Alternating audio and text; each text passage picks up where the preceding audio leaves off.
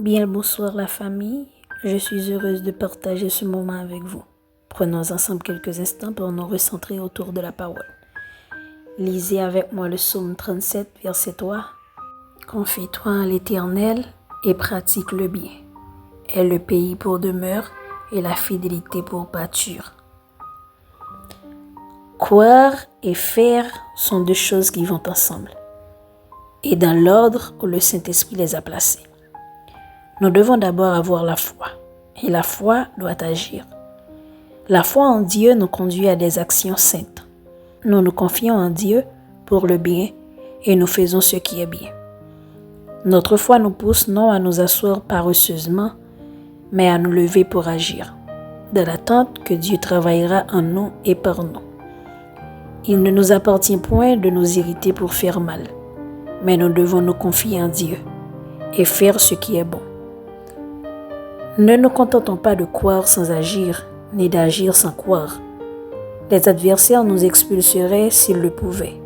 Mais, croyant et agissant, nous demeurerons malgré tout dans le pays.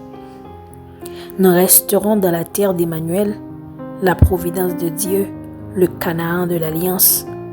On ne se débarrassera pas de nous aussi aisément que le supposent nos ennemis. Ils ne peuvent nous arracher ni nous effacer du lieu où nous habitons, où Dieu nous a donné une place et un nom. Là, aussi vrai que Dieu existe et a parlé, nous serons nourris. C'est notre affaire de nous confier et celle du Seigneur d'agir selon notre foi. Si nous ne sommes pas nourris par des corbeaux, par un Abdias ou par une veuve, cependant, nous serons nourris de quelque manière. Faisons place à la prière. Père, ce jour qui naît et qui nous fait renaître est l'œuvre de tes mains de bonté et de toute puissance qui crée notre lumière. C'est toi qui mets en nous un grand désir de vivre en plénitude, de vivre avec ardeur, de vivre dans la joie, de vivre dans l'amour.